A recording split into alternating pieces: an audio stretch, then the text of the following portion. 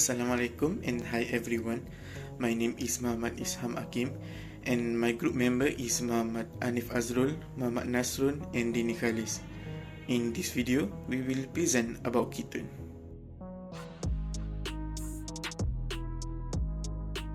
Ketones are organic compound with a carbonyl group that connected to two carbon atoms, usually in the middle of the molecule. This makes them different from aldehyde, where the carbonyl group is at the end. Ketone is one of the important base material in various applications, including first in chemical industry, where it used as intermediate in the synthesis of plastic, resins and rubber. Second, for pharmaceutical, that essential for producing drugs such as steroids, antibiotics and hormones. And the last one for cosmetic and personal care, that found in perfume, nail polish remover and skincare product. Our objective in this video is to investigate efficient and scalable method for the synthesis of ketone in laboratory and industrial settings, focusing on optimizing reaction conditions, reducing environment impact and improve yield and output. Now I will proceed with preparation of ketone in lab scale. As we know, we have a lot of type of preparation of ketone in lab scale, but now I will focus on ozonolysis of alkene and also Feldcraft acylation. So for ozonolysis of alkene, ozone is the most useful double bond cleavage reagent prepared by passing a stream of oxygen through a high voltage electrical discharge. Ozone add repeatedly to carbon-carbon double bond at low temperature to give a cyclic intermediate called molozonide. Once formed, the molozonide spontaneously rearranges to form an ozonide. The ozonide is immediately treated with a reducing agent such as Z-metal in acetic acid to produce carbonyl compound. The net result of the ozonolysis sequence is that the carbon-carbon double bond is cleavage and unatom oxygen become doubly bonded to each of original alkyl carbon. If the alkene with the tetra-substituted double bond is ozonide, two ketone fragment is result. If an alkene with the tri-substituted double bond is ozonide, one ketone and one aldehyde is produced. Now we are focusing to the Feldcraft acylation. So Feldcraft acylation reaction is the reaction that carried out by treating an aromatic compound with the acid chloride in the presence of aluminium trichloride to generate a carbocation electrophile. Aluminium chloride catalyzes the reaction by helping the acyl halide to generate a carbocation. The reactive electrophile is a resonance stabilized acid cation generated by reaction between the acid chloride and aluminium trichloride. An acid cation is stabilized by interaction of the vacant orbit on carbon with lone pair electron on the neighboring oxygen. Because of this stabilization, no carbocation rearrangement occur during acylation, loss of H+, then complete the reaction. So now I will go in deep into a step and mechanism of ozonolysis of alkene. The electrophilic addition of ozone to the carbon-carbon bond form the molozonide intermediate, which is quite unstable. Due to this unstable nature, the molozonide continues reacting, breaking apart to form a carbonyl molecule and a carbonyl oxide molecule as shown below. So the carbonyl molecule and the carbonyl oxide molecule form in step 1 rearrange themselves, reforming to create a more stable ozonide intermediate. This ozonide intermediate can be subjected to either an oxidative hookup or reductive hookup. The oxidative hookup will give a carboxylic acid as the product, whereas the reductive hookup will yield aldehyde or ketone. The formation of this ozonide intermediate is illustrated below. So now we focus on the oxidative hookup first. When oxidant hydrogen peroxide is used instead of zinc or dimethyl sulfide to treat the ozonide, the aldehyde form are oxidized to carboxylic acid. The aldehyde is oxidized, but the ketone cannot be further oxidized to carboxylic acid. So instead of hydrogen peroxide, we can use potassium permanganate in the presence of hot acid can to use in the oxidative hookup. So now we focus to the reductive hookup. So the ozonide is treated with the mild reducing agent such as dimethyl sulfide or Z-metal in water. The ozonide is reduced as shown below. So when the ozonide is reduced by the mild reducing agent, the product will be either ketone or aldehyde. So now because we use a mild reducing agent, so aldehyde cannot be further oxidized into carboxylic acid compared to this one, which is oxidative workup. We use strong oxidation agent, so the aldehyde can further oxidize to carboxylic acid. We'll go in detail into a step and mechanism of Fieldcraft acylation. So the first step is a reaction occur between the Lewis acid catalyst and the acyl halide. A complex is formed and the acyl halide lost a halide ion, forming a acylium ion which stabilized by resonance. So the second step is the acylium ion goes on to execute an electrophile attack on the aromatic ring. The aromaticity of the ring is temporarily lost, a complex is formed. And then the next step is the intermediate complex is now deprotonate, restoring the aromaticity to the ring.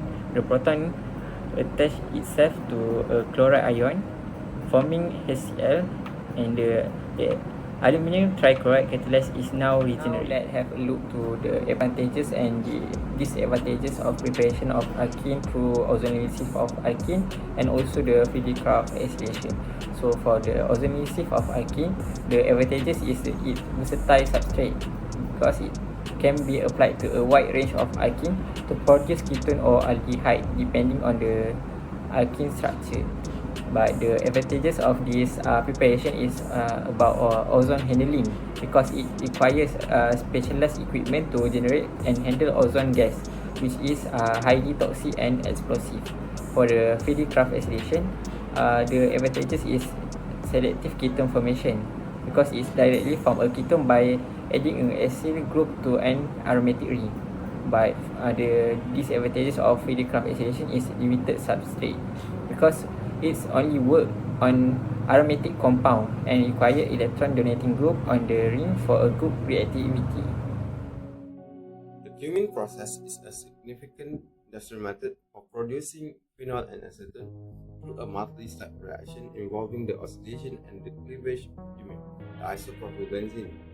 The process begins with the oxidation of cumene to form cumene hydroperoxide. This hydroperoxide, which contains an oxygen-oxygen bond, is then treated with an acid, typically sulfuric acid, to induce cleavage. The cleavage results in the formation of phenol and acetone. The net result from this sequence is the breaking of the oxygen-oxygen bond in cumene hydroperoxide, with one carbonyl group CO formed in acetone and the other bonded to a hydroxyl group OH in phenol. Acetone is a valuable ketone as used as a solvent and precursor to other chemicals like methyl methacrylate and bisphenol A. Moving on to the step used the oxygen. First, the oxidation of cumene hydroperoxide. The process begins with the oxidation of cumene, the isopropylbenzene, and a catalyst such as hydroperoxide. Initiate this oxidation step involves the addition of oxygen atom to the cumene molecule, leading to formation of cumene hydroperoxide. The reaction typically takes place at elevated temperature, and the oxygen acts across the benzyl carbon and the isopropyl group of cumene. The result is hydroperoxide functional group OOH attached to isopropyl carbon, forming cumene hydroperoxide. This compound is crucial because it contains an unstable oxygen-oxygen bond, which will be cleaved in the next step. So, the next step, which is the cleavage of cumene hydroperoxide. In the next step, the cumene hydroperoxide undergoes an acid-catalyzed cleavage reaction. Sulfuric acid is used as the catalyst for this process.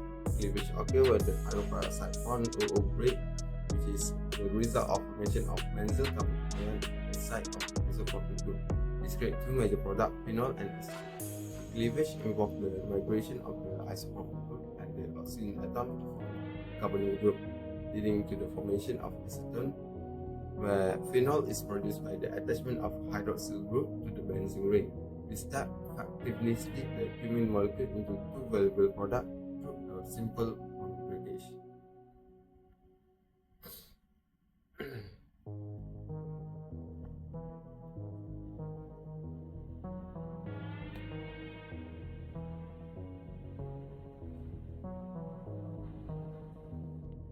Moving to the advantages of this process. This process has a high yield where at 130 degrees Celsius with 0.8 megapascal, it had about 61 yield with 92% selectivity as the process provides a direct pathway of phenol and acetone.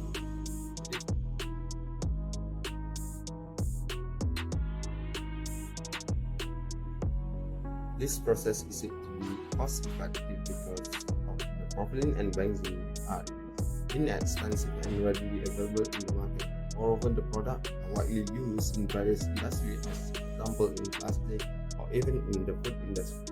And moving to the advantages that arise to the health, where the short-term exposure of human can lead to nausea, irritation, and so on if not handled properly. Also, it can act as a central nervous system depressant.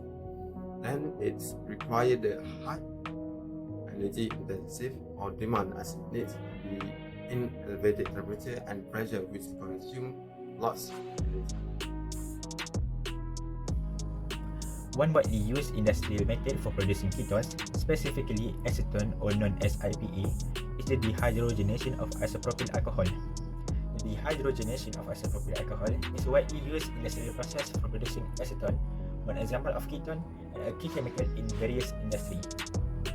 The reaction involves the conversion of isopropanol into acetone and hydrogen gas in the gas phase, typically using metal-based catalysts like zinc oxide or copper.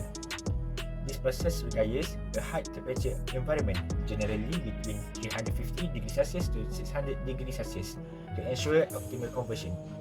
The main reactants for the reaction are isopropanol and water, while the primary products are acetone and hydrogen gas. Acetone plays a significant role in the manufacturing of plastic, pharmaceuticals, cosmetics, and solvents, highlighting its industrial importance. Now let's take a closer look at the reaction mechanism. The chemical reaction for the hydrogenation of IPA can be expressed as the chemical equation below. This endotermic reaction involves breaking bond in isopropanol to release acetone and hydrogen. To facilitate this process, a vapor phase reactor is employed with high temperature molten salts used as a heat transfer medium. The system includes key components such as feed drums, vaporizers, preheaters, tubular feedback reactors, and separation unit like scrubbers and distillation column. The reactor operates isothermally at approximately 350 degrees Celsius, a pressure of 1.8 bar. After the reaction, the mixture is cooled, and components like acetone, hydrogen, and unreacted IPA are separated using a flash unit, scrubber, and distillation column. The final acetone product has a purity of 99%, achieved through a dedicated acetone distillation column. Industrial system for this process involve tubular feedback reactors, which contain catalysts such as zinc oxide or copper supported on premise. These reactors rely on external heat sources, often supplied via molten salt, to maintain the high temperature required for the reaction.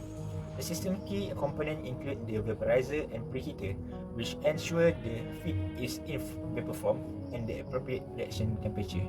The reactor converts IPA into acetone and hydrogen, while separation unit, including flash tank and scrubber, recover acetone and remove hydrogen. Distillation columns are then used to refine the acetone and recycle any unreacted IPA, completing the process efficiently. This method offers several advantages. First, it is highly efficient, achieving a conversion rate of up to 97% under optimal conditions. This minimizes waste and ensures effective use of raw materials, making the process economically favorable. Additionally, it is a well-established technology. Its widespread adoption and extensive research have made it a reliable and scalable process. Existing infrastructure and expertise are readily available, reducing the initial investment costs and operational risks associated with its implementation. However, there are also notable disadvantages. The process is energy intensive due to its endothermic nature, requiring significant energy input to maintain the high reaction temperatures. This increases operational costs and limits its feasibility in regions where affordable energy sources are scarce. Furthermore, there are environmental concerns. The reliance on fossil fuels for energy and raw material indirectly generates carbon dioxide, contributing to a higher carbon footprint. Without incorporating renewable energy sources, the process poses challenges in meeting modern sustainability goals. In conclusion, ketone can be prepared at various types of lab and industrial scale. In the lab scale, ozonolysis of alkene and Friedkraft alkylation are used to prepare ketone. Lab scale method focus on versatile synthesis technique, highlighting the role of specific reagent and the control reaction condition. Meanwhile, on the industrial scale, two major methods were discussed, which are Cumming process and dehydrogenation of isopropanol. Both processes demonstrate the effective transformation of raw material into variable ketones, with acetone serving as an essential solvent and chemical precursor. Overall, the finding emphasized the crucial role of ketone in organic synthesis and industrial chemistry, supported by detailed reaction mechanism and credible references.